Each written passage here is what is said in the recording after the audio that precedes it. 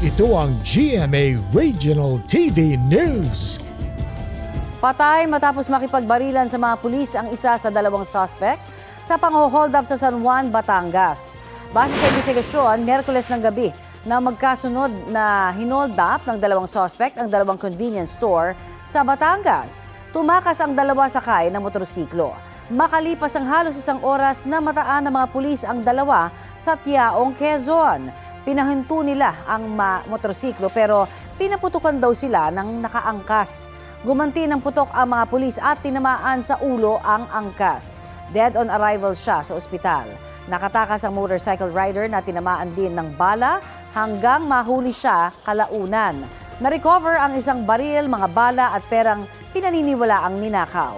Isang pulis ang sugatan sa insidente. Ayon sa Police Regional Office 4A, sumuko kalaunan sa Calamba, Laguna ang leader umano ng grupo. Wala siyang pahayag at ang sugatang suspect. Iniimbestigahan pa ang insidente. Ito ang GMA Regional TV News. Patay sa pananaga ang isang magsasaka sa Pamplona, Negros Oriental. Natagpo ang walang buhay sa damuhan ng biktimang tadtad ng sugat. Sumuko kalaunan ng suspect na isa ring magsasaka. Itinurnover niya ang itak na gamit sa pananaga. Base sa investigasyon, away sa lupa ang sanhi ng alitan ng dalawa. Ayon naman sa kapitan ng barangay, parehong hindi pag-aari ng biktima at ng suspect ang lupang pinag-aawayan nila.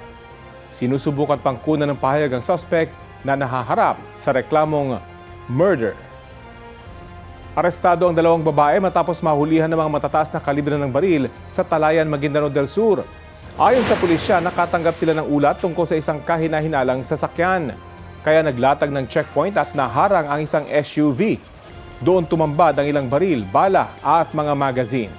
Ayon sa driver, inutusan lang siyang magpagas. Itinuro niya rin ang may-ari umano ng mga baril na nasa loob ng sasakyan. Naaresto ang mga suspects sa sinagawang follow-up operation.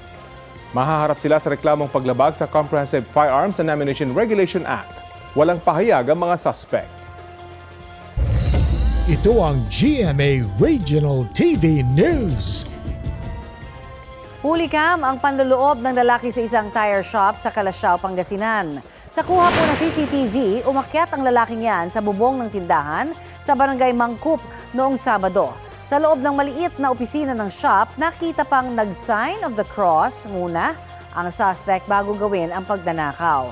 Makalipas ang ilang minuto, palabas na ang lalaki at ng opisina, bitbit ang isang maliit na bag. Umakyat sa binutas na kisame at saka tumakas. Umaga na nang madiskubre ang panloloob sa shop. Ayon sa may-ari ng shop, 11,000 pisong halaga ng 20 pesos na barya ang tinangay ng suspect. Sa ngayon, hindi pa tukoy ang pagkakakilanlan ng suspect. Patuloy rin ang investigasyon.